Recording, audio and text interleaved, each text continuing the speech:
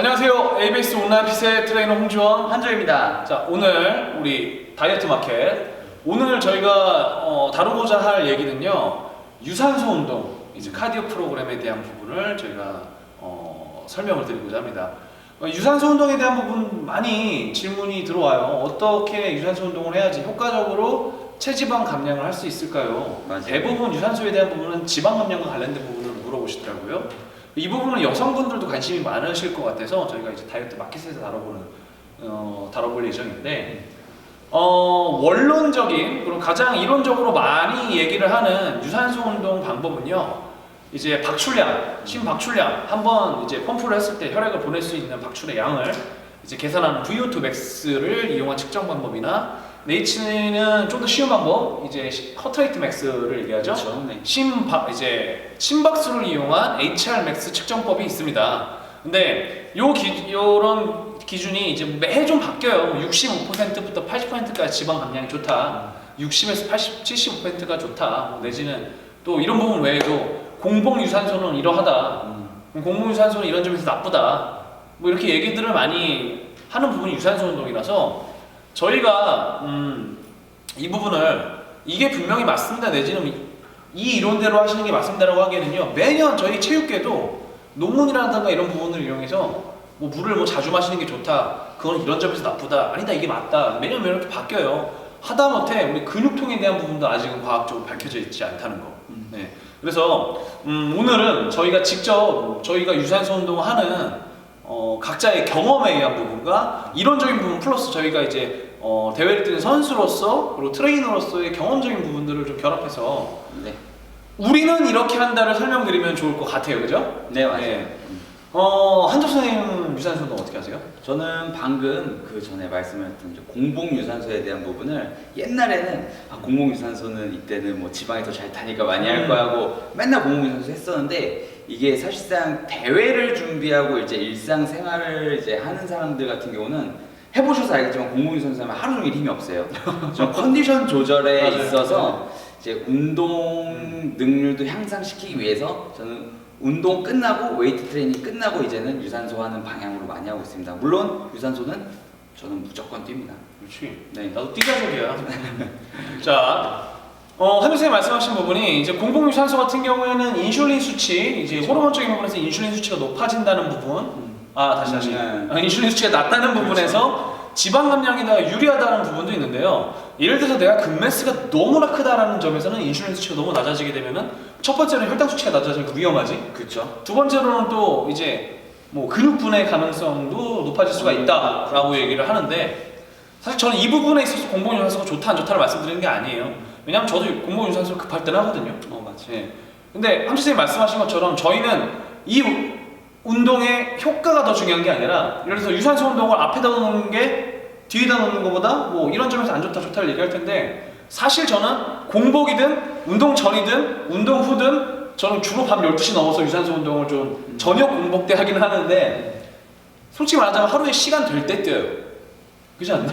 그게 제일 중요해요. 네. 사실. 왜냐면 저희가 뭐 하루 종일 시간이 남아도는 것도 아니고 아침마다 스케줄을 내지 못하는 경우들도 있기 때문에, 사실 그 유산소 운동을 매일 일정량 이상 한다는 게 더 중요한 거지, 어떤 게 더 좋다 어떤 게 더 좋다는 사실은 좀 심적 위안이에요. 사람들의 그 차이 자체는 물론 차이는 있겠지만 경미하고요. 그리고 그 차이에 있어서 분명 항상 긍정적인 효과가 있으면은 그에 반하는 부정적인 효과들이 따라오기 마련이거든요. 그래서 그런 부분들을 좀 공부를 하시고 선택을 하시는 게 좋을 것 같아요. 그래서 말씀하신 것처럼 저도 공복 유산소를 자주 하는 편은 아니고요. 자주 아니지, 거의 제가 손에 꼽을 거다. 아마 일어나셔서 공복 유산소 해야지 하면서 약간 딴짓도 하시다가 네, 저 유산소 운동 아침에 하는 거 별로 안 좋아하거든요. 그리고 말씀하신 것처럼 아침에 유산소 운동하면은 좀 그 이후에 일상생활이랑 좀 그런 부분들, 특히 다이어트 시에 저희 대회를 준비하니까 너무 힘든 것 같더라고요. 그래서 저는 저녁 시간대나 뭐 운동 후에 할 때도 있고 시간이 안 되면 운동 전에 하기도 합니다. 그리고 가장 선호하는 시간대는 좀 방해를 안 받고, 좀 저는 이제 뭐 수업하거나 상담하거나 이런 일이 많으니까 아예 11시, 12시에 이제 뭐 저녁 식사가 끝나고 한 2~3시간 정도 있어서 약간의 공복 상태가 왔을 때, 그때가 좀 이제 글루카곤 수치랑 이제 인슐린 수치랑 좀 어느 정도 그 평형을 맞출 때라고 저는 제 자신이 느끼거든요. 그 타이밍을 선호하고 저 역시 유산소 운동을 뜁니다, 걷습니다라고 말씀드리는 건 좀 애매한 기준이에요. 일반적인 트레이드밀로 봤을 때 시속 6km에서 6.5까지는 대부분 사람들 걸을 수 있어요. 그리고 시속 7km부터는 약간 인클라인성의 거의 대부분 트레이드밀이 한 5도 정도는 기울어져 있습니다. 그래서 일반 평지 트레이드밀이 아니면 뛰어야 돼요. 그죠?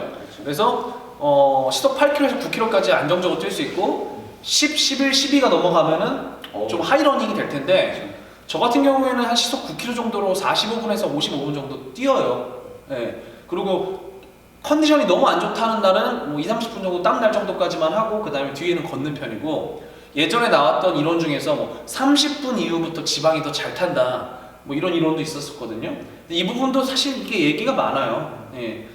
그래서 저는 제가 선호하는 방법은 유산소 운동의 시간대는 개인적으로는 저녁 공복을 선호하고 두 번째는 웨이트 트레이닝 이후를 선호하고요. 시간 여유가 있다고 하면은 그리고 이제 다른 컨디셔닝보다 급하게 지금 체지방 감량이 필요하다고 할 때는 뭐 아침 공복 유산소를 하기도 하지만 그런 경우는 거의 없습니다. 제가 아침 컨디션이 별로 안 좋은 편이라서요. 그래서 시간대는 지금 보시는 유저분들이 내가 가능한 시간대와 그리고 내가 선호하는 시간대를 고르시는 게 좀 더 나을 것 같고요. 유산소 운동의 강도는 그죠?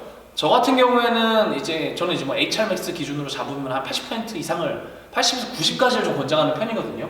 실제 연구에 나오는 이제 얘기들보다 좀 더 높은 강도를 잡아요. 왜냐면 좀 운동을 많이 했기 때문에 이제 심장도 이제 피트니스 심장이라고 보는 거거든요. 그래서 한 시속 9km 이상 하이러닝 좀 비교적 하이러닝을 40분에서 뭐 길게는 1시간 이상도 할 때가 있습니다. 그날 컨디션에 맞춰서 최소 30분 이상, 평균적으로는 40분에서 45분, 그리고 길 때는 1시간 정도 합니다. 자, 한주쌤은? 저는 여러 가지의 이제 유산소 장비를 이용하는데 맞아, 이거 좀 다양하게 하더라고. 진짜 컨디션이 안 좋을 때는 저는 사이클을 좀 묵직하게 밟고요. 근데 이게 이상하게 사이클은 약간 심박수에 그렇게 막 그죠? 영향을 받지는 않는 것 같아요. 그리고 이제 러닝머신 같은 경우는 사실은 트레드밀이 그러니까 운동 후에 많이 하는 편이긴 한데 사실 어느 때 상관없이 시간이 나면 하는 편이긴 해요. 일단은 유산소 운동은 하는 게 중요하니까. 왜냐면 안 하는 것보다 어쨌든 하는 게 살이 더 잘 빠져요. 한주쌤 나 진짜 부러운 게 지금 저희 한주쌤 같은 경우에는 저랑 또 시간 스케줄이 틀려요. 왜냐면 저보다 수업을 더 많이 하시거든요. 저는 이제 상담이라든가 이런 부분들을 이제 많이 하는 편이고 그러다 보니까 한주쌤은 들쭉날쭉 시간이 나더라고. 네. 그래서 하루를 봤을 때 그냥 시간 1시간 나면은 그때는 유산소 운동 2, 30분이라도 하고 맞아요. 그런 다음에 또 그 사이에 다음 시간에 운동을 했다가 그 다음에 또 시간이 나면 또 20분이라도 뛰고 맞아요. 이런 식으로 계속 유산소 장비를 바꿔가면서 하는데 그래도 우리 다이어트 잘하시잖아요, 그죠? 다이어트가 특기인데 요즘 잘 안 빠지긴 해요. 하루 총량의 유산소 운동은 어느 정도로 맞춰요? 저는 보통 그래도 최소한 40분 이상은 맞추는 것 같습니다. 네. 보면 거의 한 20분, 30분 정도씩 해가지고 하루에 2회에서 3회 정도를 하더라고요. 네. 그러니까 저희 역시 그렇습니다. 저희도 시간이 이렇게 하루를 봤을 때 일을 하고 남는 시간들이 되게 여유가 있지는 않아요. 뭐 무슨 SNS 하고 지금 영상 찍고 뭐 일하고 이렇게 하면 진짜 하루 24시간이 모자른데 너무 짧죠. 네. 그러다 보니까 유산소 운동, 그러니까 웨이트 트레이닝은 저희는 뭐 거의 기껏해야 한 40분에서 50분 하루에 그렇죠. 1회 그리고 시간 여유가 있을 거나 컨디션이 좋을 땐 2회 정도 하는데 네. 유산소 운동은 시간을 만들어서 해야 되잖아요. 맞아요. 저희가 이렇게 한다는 걸 보여드리는 거고 이게 정답이라는 얘기는 아니에요. 맞아요. 네, 정답에 가까운 이제 정답이라는 얘기는 좀 말이 안 되지만 앞서 말씀드린 이론들 VO2 맥스 기준, HR 맥스 기준, 뭐 60에서 80%, 그러니까 뭐 하이러닝이 좋다, 뭐 걷는 게 좋다, 뭐 이런 여러 가지 이론들과 플러스 그리고 30분 이상의 유산소 운동이 좋다, 내지는 불규칙한 휴식을 하는 인터벌 트레이닝이 지방 감량에 좋고 유산소의 항상성을 깨기에 좋다. 뭐 이런 다양한 이론들은 저희도 알고 있고 저희도 실제로 트레이닝에 적용하는 경우도 있지만 맞아요. 현실적으로 유산소 운동을 저희는 3개월, 4개월 동안 하루에 1시간 이상씩 키로수로 보면은 저는 한 9km에서 10km 정도 걷거든요. 탱크쌤은 뭐 뛰고 걷거든요. 한주쌤은 하루에 한 저도 그 정도 따지고 보면 보면 그 정도 해요. 네. 빠르게 하는 편이니까. 네. 그러니까 하루에 거의 한 적게 뛸 때는 7km 많게 뛰면 9에서 10km를 하루 동안 소화를 장기적으로 해요. 3개월, 4개월. 이건 사실 어떻게 보면 마라톤 같은 거거든요. 근데 이 부분을 오늘 내가 당장 오늘 이게 더 좋다니까 버닝을 하겠다라고 하면은 대부분 지금 보시는 유저분들이 운동을 뭐 오랫동안 하신 분들도 있겠지만 처음 해보시거나 다이어트가 시급하신 분들도 있을 거예요. 네.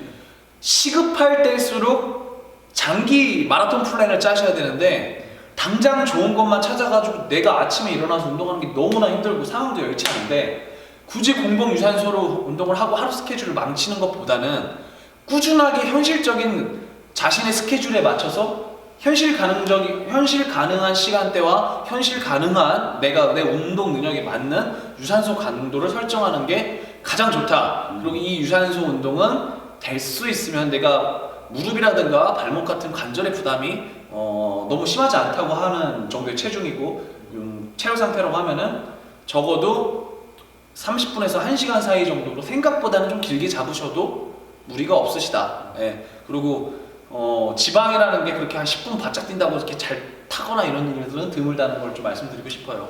그리고 마지막으로 이제 정리해서 말씀드리는데 유산소 운동에서 중요한 부분 중에 하나가 유산소 운동을 하는 동안 칼로리가 소모가 됩니다. 근데 기껏해야 뭐 저 같은 경우에 많이 뛰어야지 한 600-700칼로리 소모해요 하루에. 근데 이 유산소 운동가 소모하는 칼로리 외에도 유산소 운동을 하는 중에도 지방이라는 연료를 사용합니다. 그죠? 그리고 이 유산소 운동을 어느 정도 하이 러닝으로 했을 경우에는 운동을 그렇죠. 네. 우리 무슨 효과라고 그러죠? EPOC. 그렇지. EPOC 효과. 그렇죠. 이제 산소 부채 효과를 이용해서 대사를 높이고 계속 이 정기적인 웨이트 트레이닝과 유산소 운동이 지속됐을 때 몸의 대사가 높아짐으로 인해서 엔진 회전수가 높아진 상태로 평상시 생활을 한다고 보시면 돼요. 그럼으로써 지속적인 웨이트 트레이닝과 합쳐진 유산소 운동이 장기적으로 저희가 말하는 장기는 2-3달을 말씀드리는 겁니다. 했을 때는 유산소의 효과가 두 배, 세 배까지 이건 정해진 수치나 정확한 이제 수학적인 수치는 아니지만 2-3배까지 높아진다라고 저는 보는 주의예요. 그래서 현실 가능한 시간으로 장기 플랜을 잡고 꾸준히 내가 정해놓은 시간만큼은 일정 기간 정도를 내가 가능한 한도 내에서 40분 이상 지속할 수 있게 30-40분 이상 지속할 수 있게끔 뛰어라 하면은 2-3개월 정도 지났을 때에는 분명 눈에 띌 만한 괄목한 결과를 얻을 것이다 라고 말씀을 드리고 싶습니다. 자, 시간이 길어졌는데 여기까지 저희 다이어트 마켓 에비스 온라인핏의 다이어트 마켓 유산소 운동에 대해서 저희가 설명을 드렸고요. 아까도 말씀드렸다시피 원론적인 부분 외에 저희가 직접 하고 있는 유산소 운동의 트레이닝 프로그램과 방향 그리고 시간대를 좀 설명을 드렸습니다.